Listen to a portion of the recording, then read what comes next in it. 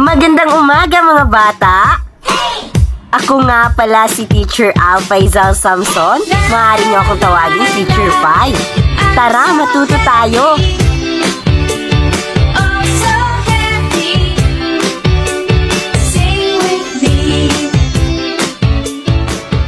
Maaari bang magsitayo ang lahat para sa ating panalangin?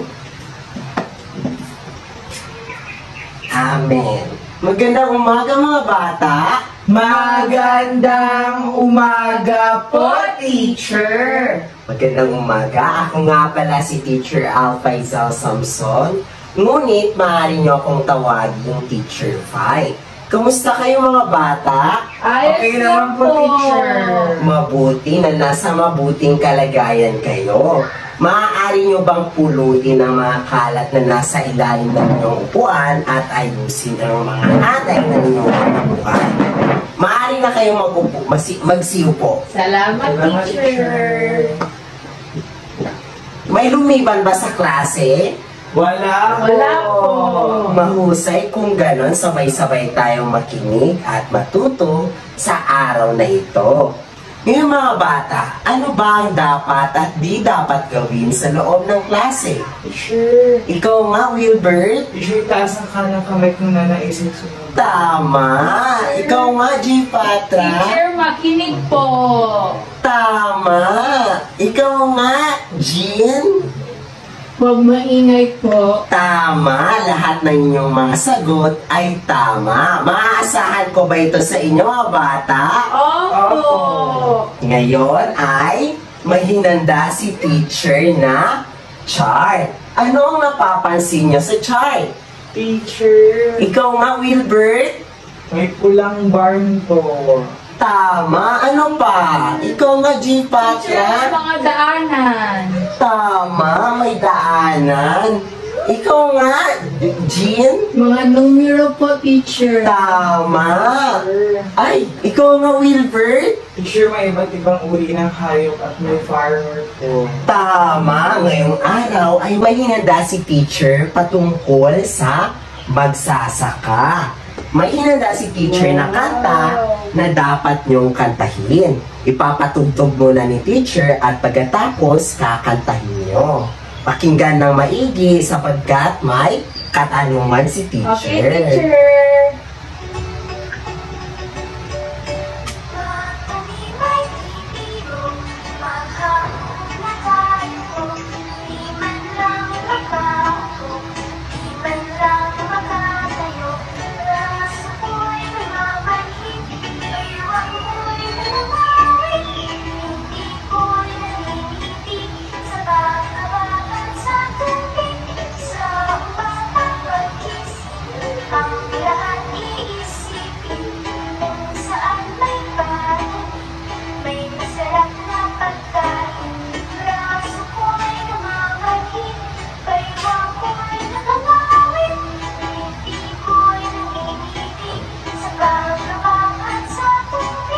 Ngayon, maaari na kayo magsitayo at kakantahin natin ang Magtanim ay Bibiro.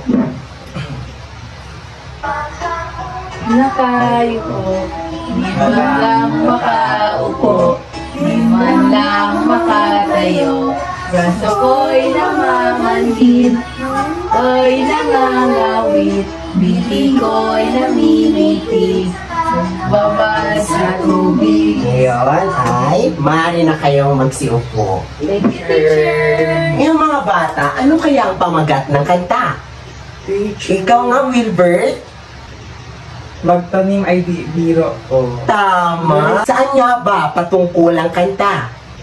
Ikaw nga, G. Patra? Teacher, tungkol sa magsasaka? Tama. Ngayon mga bata, gusto nyo ba ng kwento? Opo! Ngayon ay may hinanda si teacher na kwento patungkol sa isang magsasaka. Ngayon ay babasahin muna ni teacher at pakinggan ng mabuti sapagkat may mga katanungan si teacher pagkatapos Okay, itong teacher. ikwento. Ngayon ang pamagat ng kwento ay si Mang Pepe. Si Mang Pepe ay isang matanda at masipag na magsasaka. May mga halaman siya at mga alagang hayop sa malayong bukirin sa Pampanga. May mga makukulay at magagandang mga halaman, may matataba rin siyang alagang kambing, manok at mga bibe. Masayang namumuhay si Mang Pepe sa bukirin. Ngayon, sino nga ba ang matandang magsasaka? Teacher. Ikaw nga, G. Patra? Si Mang Pepe. Tama! Ano-ano ang mga hayop na inaalagaan ni Mang Pepe?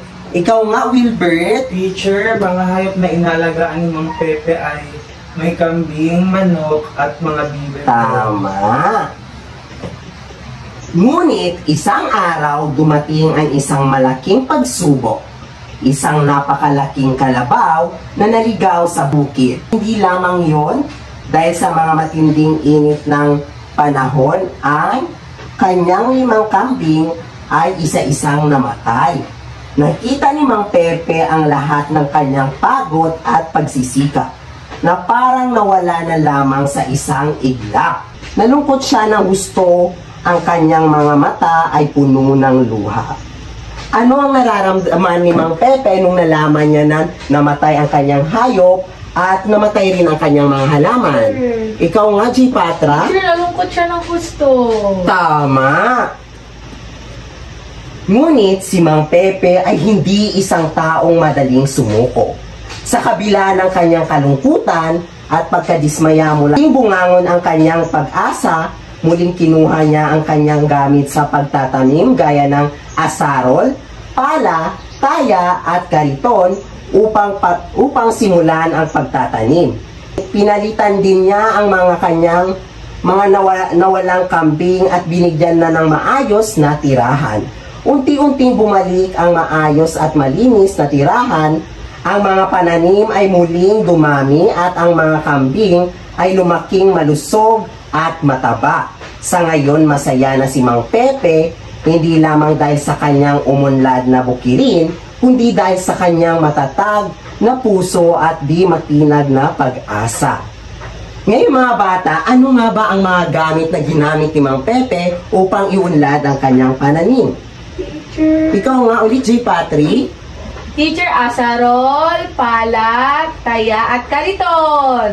Tama. Ngayon mga bata, masaya na ba si Mang Pepe nung inayos niya na ang mga yung mga tahanan at mga halaman niya? Ikaw nga, Wilbert? Opo. Tama. Ngayon mga bata ay gusto kong ihanda nyo ang inyong sarili dahil may aktibidad tayo. Wow. Ngayon mga bata ay may hinanda si teacher na aktibidad. Ang tanging niyong gagawin ay gumawa ng pangungusap sa paglalarawan ng tao, bagay, hayop, lugar at pangyayari base sa kwento. Papangkatin ko muna kayo sa 2 pangkat. Ang unang hilera ay ang pangkat 1 at pangalawang hilera naman ang pangkat 2. Bibigyan ko lamang kayo ng 3 minuto upang tapusin ang aktibidad. Ngayon ibibigay na ni teacher ang mga materyales para makapagsimula na kayo. Ngayon maaari na kayo magsimula.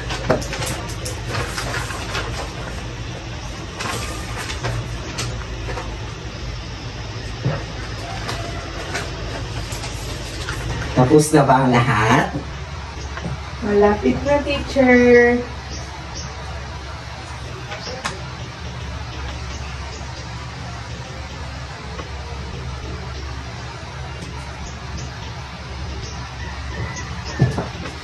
Tapos na, teacher. Okay. Anong pangkat ka, Wilbert? Pangkat 1 po. Pangkat 1. Ang pangkat 1 ay makakakuha ng 1 puntos. Ang pangkat 2 naman ay kakuha ng 1 puntos. Tapos na, teacher. Ngayon, susuliin natin ang iyong mga sagot. Ngayon, pangkat 1, basahin nga ang iyong sagot. Si Mang Pepe ay masipag mag-alaga ng mga hayop. Tignan nga natin kung tama. Si Mang Pepe ay masipag mag-aalaga ng hayop. Naglalarawan ba dito ang tao?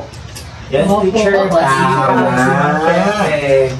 Tama. Ang pangkat dalawa naman, Si Mang Pepe ay hindi isang taong madaling sumuko. naglalarawan rin ba ito ng tao dito? Opo! Tama. Sa ikalawa, Si Mang Pepe ay gumagamit ng matalim na piko sa pagtatanim. tingnan nga natin kung tama. Tama. Ang pangalawa, Ang mga kagamitan ni Mang Pepe ay asarol, pala at taya. ano-ano ang mga kagamitan niya? Asarol, pala at taya. Tama. Ang ikatatlo, Ang baka ay malaki. ang pangkat dalawa rin, Kambing, manok at mga bibe ang mga hayop ni Mang Pepe. inilarawan ba dito ang hayop? Opo. Tama, ang pangkat isa at dalawa. Ang panghuli, Malawak ang bukidin. ang pangkat dalawa. Malaki ang farm. Tama ba? Opo! Tama.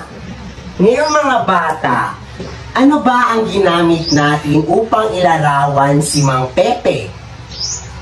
Teacher, teacher, ano ulit yung teacher ang tanong? Anong salita nga ba ang inilarawan natin kay Mang Pepe? Teacher, masipag teacher. Teacher. Tama. Ikaw nga, Patra. Teacher, ang salita ay ginatawag na pang-uri. Tama, tumpa. Ang tatalakayin natin ngayon ay tungkol sa pang-uri. Mga salitang pang-uri. Ano nga ulit ang salitang pang-uri? Ikaw nga, Wilbert. Teacher, base sa ating aktibidad, sa palagay ko po ang pang-uri ito ay isang ang salita na naglalarawan ng pangalan ng tao, hayop, bagay po o pangyayari po. Tama. Ang galing. Bigyan niya ng palakpakan si Wilbert. Ngayon, si Wilbert ay makakakuha ng 3 puntos.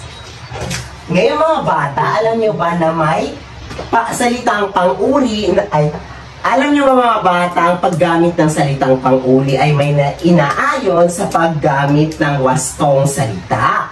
Kaya tatalakay natin ngayong aral ay patungkol sa, basahin nga mga bata, Paggamit ng wastong pang-uri. Tama, may 3 antas ng pang-uri. Ngayon, basahin nga natin ang unang antas ng pang-uri. Lantay. Ito ay lantay kung ang isang tao, bagay at pangyayari ay inilarawan. Tama. Ngayon, may halimbawa si teacher. Basahin nyo nga. Ang aso niya ay maamo. Saan dito ang salitang lantay? Maamo po, teacher! Tama. Anong pangkat ka, Wilbert? Pangkat isa po. Pangkat isa. Ngayon, ang susunod na antas naman ng pang-uri ay Pahambing. Ito ay pahambing kung dalawang tao, bagay, lugar at pangyayari ay pinaghahambing.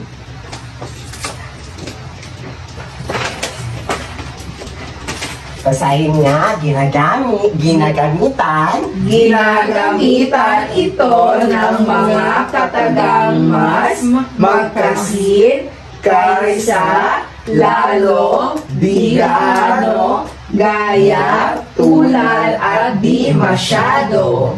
Ngayon, may halimbawa sa ginagamitang na panghambing. Basahin nga.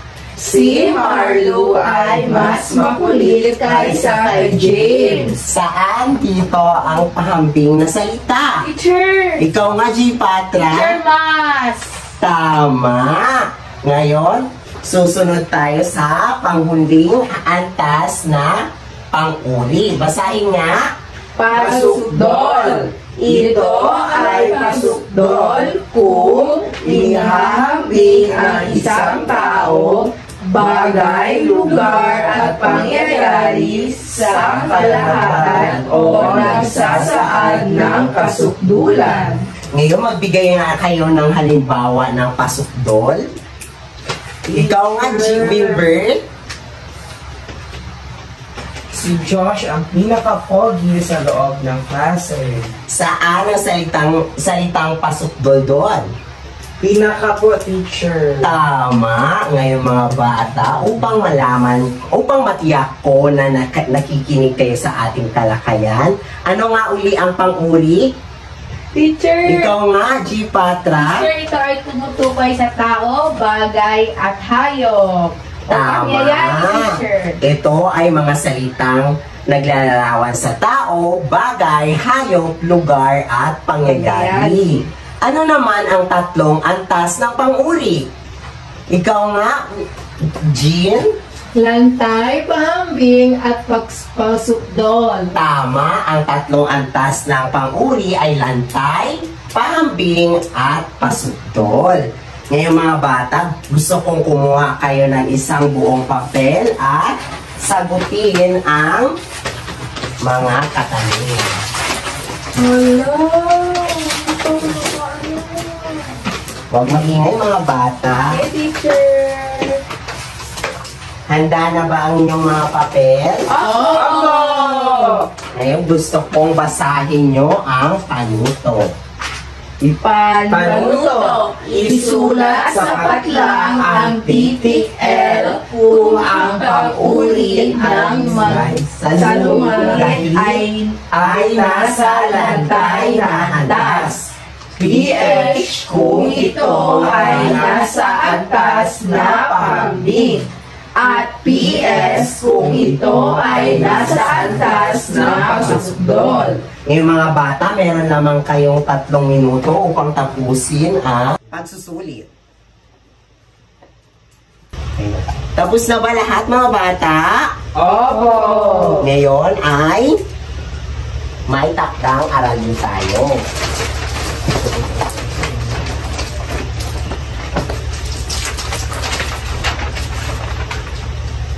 Basahin nga mga bata.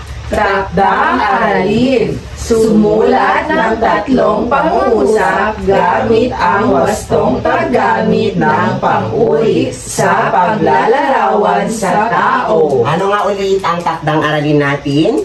Teacher. Ikaw nga, Wilbert. Teacher, sumulat ng 3 pangungusap gamit ang wastong paggamit ng pang-uri sa paglalarawan ng tao. Tama. Ngayon, titignan natin kung sino ang nagwagi sa ating aktibidad.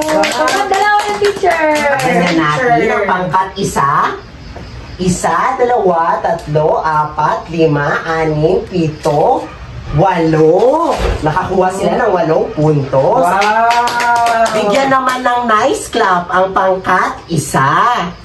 N-I-C-E, N-I-C-E. Nice, nice, nice, nice, nice. Ngayon, ang pangkat 2 naman. Bilangin nga natin. 1, 2, 3, 4, 5, 6. 6. Ang pangkat 2 naman ay nakakuha ng 6 na puntos. Bibigyan natin sila ng good job clap. Ngayon, gagawin na natin ang good job clap. J-O-O-D-J-O-D, good job, good job. J-O-O-D-J-O-D, good job, good job. Ngayon, ang nagwagi ay ang pangkat 1. Ayun mga bata, maaari bang magsitayo ang lahat para sa ating panalangin. Sa ngalan ng Ama, ng Anak, ng Espiritu Santo. Amen! Amen! Pulutin mo ng mga basura na kalat sa ilalim ng upuan at ayusin ang mga hanay ng inyong mga upuan. Malinis naman mga bata. Ngayon, paalam mga bata. Paalam na po, teacher! Maaari na kayong umuwi. Thank you.